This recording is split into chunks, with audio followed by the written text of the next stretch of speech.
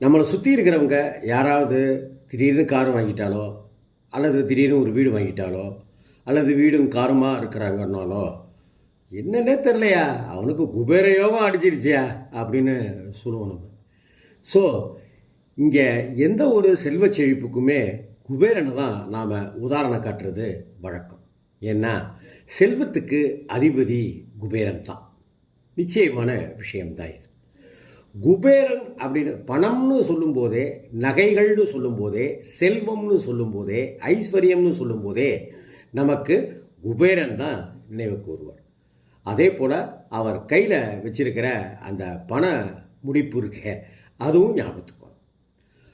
பொன், பொருள், பணம், சொத்து, மனை, பூமின்னு அத்தனை செல்வங்களையும் நாம் இந்த உலகத்தில் லக்ஸரியாக நம்ம வாழ்கிறதுக்கும் சாப்பிட்றதுக்கும் நல்லா தூங்கிறதுக்கு உண்டான காற்று முதலான தேவைகளுக்கும் என்னென்ன தேவைன்னெல்லாம் எதிர்பார்க்கிறோமோ அதுக்கெல்லாம் பணம் தேவைன்னா அந்த அத்தனை பணத்தையும் வழங்கக்கூடியவர் தான் குபேர பகவான். குபேர பகவான் அப்படிங்கிறவர் கிட்டத்தட்ட நம்ம அப்பா நமக்கு எப்படி செலவு செய்வாரோ அப்படித்தான். அப்பாவை என்ன சொல்கிறோன்னா மாதா பிதா குரு அப்படின்னு சொல்கிறோம் இல்லையா? அதனால் அதே போல் குபேரனும் நமக்கு குருவுக்கு நிகரானவர். அதனால் குருவுக்கு உகந்த குருவாரம்னு சொல்லப்படுகிற வியாழக்கிழமை தான் குபேர பகவானுக்கு உகந்த கிழமையும் கூட.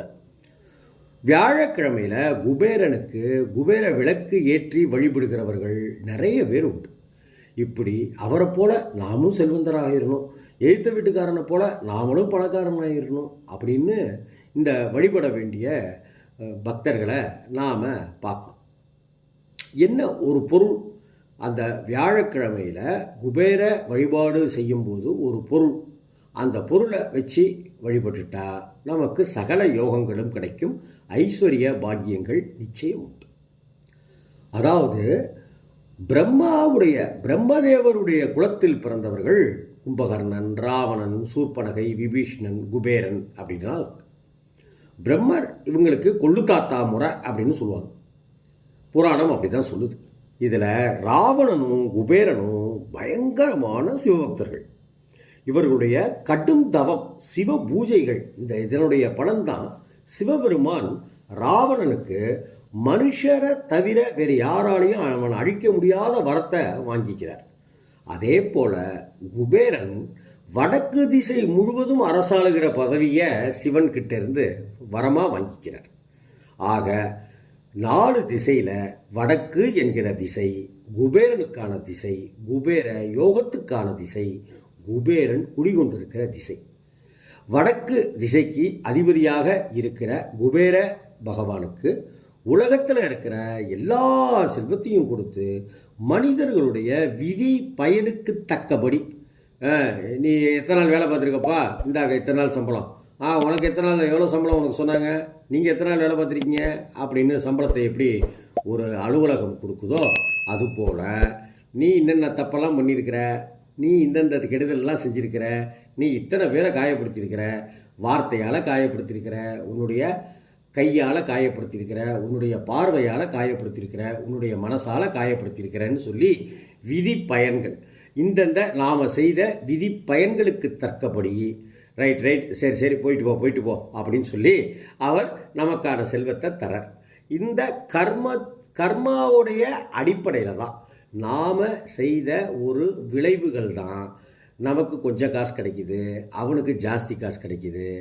அவனும் ஒரே ஆஃபீஸில் தான் வேலை பார்க்குறோம், ஆனால் அவனுக்கு மட்டும் சம்பளம் காசு இவ்வளவு நிறைய கிடைக்கிது, நமக்கு சம்பளம் கம்மியாக கிடைக்கிதுன்னு சொல்கிறதுக்கெல்லாம் காரணம் இதுதான், நம்மளுடைய கர்மா.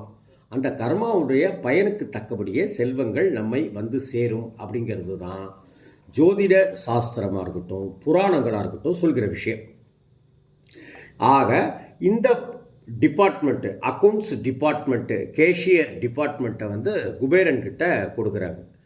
வடக்கு திசையில் அழகாபுரி அப்படிங்கிற ஒரு அற்புதமான அரண்மனை, அதாவது விஸ்வகர்மா அவருக்காக பிரத்யேகமாக உருவாக்கி கொடுத்தாராம். அதில் கம்பீரமாக அமர்ந்துட்டு என்னப்பா அப்படின்னு பஞ்சாயத்து பண்ணுற வேலை தான் குபேரனுடையது. அவருக்கு கணக்கு பிள்ளையாக நியமிக்கப்பட்டவர்கள் சங்கநிதி பதுமநிதி அப்படிங்கிறவங்க. இவர்கள் தாமரை சங்கு அப்படிங்கிறத கையில் வச்சிருக்கிறவங்க. எனவே குபேர பூஜை நாம் எப்போ செஞ்சாலும் சரி அந்த பூஜையில் சங்கு இடம்பெற்றிருக்க வேண்டும், தாமரை பூ இடம்பெற்றிருக்க வேண்டும். இதை தயவு செய்து மறந்துடாதீங்க. தனக்குன்னு எந்த எதிர்பார்ப்புகளும் இல்லாத குபேரன் தியாகத்தோட மறு உருவமாகவும் பார்க்கப்படுது. தேவர்களுக்கு காட்சியளிக்கிறார். இதனால் தேவர்களுக்கு நிதியமைச்சராகவும் பொறுப்பேற்க செய்கிறார். திருவேங்கட மலை, அந்த மலையில் இருக்கிற யார், ஏழுமலையான். திருப்பதிக்கு போனால் திருப்பம் கிடைக்கும்னு நம்ம போய்கிட்டே இருக்கோம், நம்ம பணத்தை கொட்டிக்கிட்டே இருக்கோம், இன்னும் எனக்கு வேணும், இன்னும் வேணும்னு பெருமாளை வேண்டிக்கிட்டே இருக்கோம் ஏழுமலையான.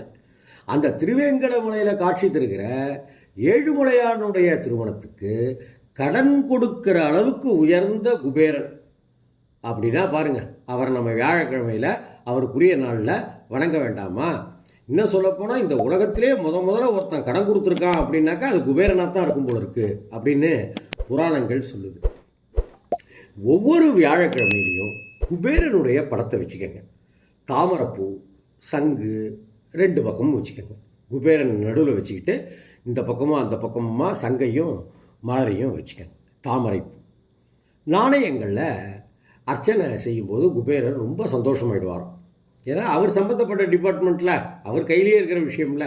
அதனால் 108 1 ரூபா காயின், 108 2 ரூபா காயின், 108 5 ரூபா காயின் அப்படின்னு 108 காசுகளை எடுத்துக்கிட்டு அந்த ஒவ்வொரு காசையும் போட்டு குபேர விளக்கையும் ஏற்றி குபேரரை அப்படியே வணங்கணும். அவருடைய பாதத்தில் அந்த காசை போட்டுக்கிட்டே நம்ம மனசார பிரார்த்தனை பண்ணிக்கணும். செல்வத்துக்கு அதிபதி குபேரன் இல்லையா? தான் சொத்துக்களையெல்லாம் நாடு நகரங்களையெல்லாம் ஒரு முறை இழந்த பொழுது சிவன்கிட்ட என்ன செய்கிறது அப்படின்னு கேட்க, சிவபெருமான் நெல்லி மரத்தை வளர்த்துட்டு வா, உனக்கு நல்லது நடக்கும் அப்படிங்கிறது. ஏன்னா நெல்லி மரத்தில் தான் மகாலட்சுமி குடிகொண்டிருக்கிறாள் அப்படிங்கிறது புராணம். அதனால் நெல்லி மரம் வளர வளர வளர வளர அவருடைய இழந்த சொத்துக்கள், நாடு நகரங்கள் எல்லாமே திரும்ப கிடைக்குது. அதனால தான் குபேர பூஜையின் போது நெல்லிக்கனியும் ஒரு தனி இடம் பிடிக்குது அப்படிங்கிறது ஆச்சாரியர்கள் சொல்லுகிற ஒரு விஷயம். அதாவது குபேர பூஜையை வியாழக்கிழமை செய்யணும். அப்போ குபேரன் படத்தை வச்சுட்டு 2 பக்கமும் தாமரை பூவும் சங்கும் வைக்கணும். 108 காசுகளை கொண்டு குபேரனுக்கு அர்ச்சனை செய்யணும். இப்படி தொடர்ந்து செய்து கொண்டு வேண்டி வர நமக்கு குபேர யோகம் கிடைக்கும். கடன் முதலான கவலைகளில் இருந்தும் கஷ்டங்களில் இருந்தும் விடுபடுவோம்.